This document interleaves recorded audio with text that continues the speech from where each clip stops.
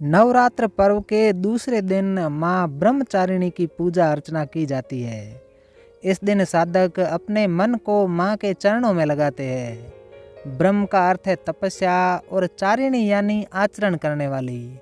इस प्रकार ब्रह्मचारिणी का अर्थ हुआ तप का आचरण करने वाली। इनके दाहिने हाथ में जप की माला एवं बाएं हाथ में कमंडल रहता है।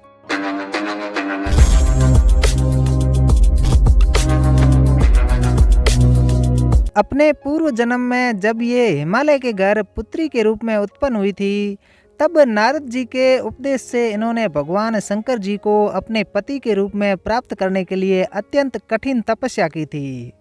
इस दुष्कर तपस्या के कारण ही इन्हें ब्रह्मचारिणी के नाम से जाना जाता है।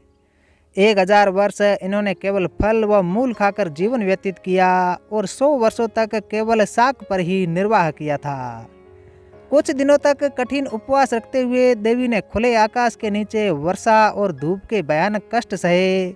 इस कठिन तपस्या के पश्चात 3000 वर्षों तक केवल जमीन पर टूटकर गिरे हुए बेलपत्रों को खाकर वे भगवान की आराधना करती रही और अंत में पितामह ब्रह्मा जी ने आकाशवाणी के द्वारा उन्हें संबोधित करते हुए प्रसन्न स्वर में कहा कि हे देवी, आज तक किसी ने भी ऐसी कठोर तपस्या नहीं की है जैसी कि तुमने की है। तुम्हारे इस अलौकिक कृत्य की चारों ओर सराहना हो रही है। तुम्हारी मनोकामना परिपूर्ण होगी। भगवान चंद्रमौली शिव जी तुम्हें पति के रूप में प्राप्त अवश्य होंगे। अब तुम तपस्या से विरत होकर घर लौट जाओ, शीघ्र ही तुम्हारे पिता तुम्हें बुलाने आ रहे हैं। भगवान ब्रह्मा जी के आशीर्वाद के बाद ब्रह्मचारिणी अपनी तपस्या को छोड़कर घर चली गई और इसके कुछ सालों बाद ही उनके कहे अनुसार भगवान भोलेनाथ से इनकी शादी हो गई। देवी ब्रह्मचारिणी की आराधना से अनंत फल की प्राप्ति होती है एवं तप, त्याग, वैराग्य, सदाचार, संयम जैसे गुणों में वृद्धि होती है।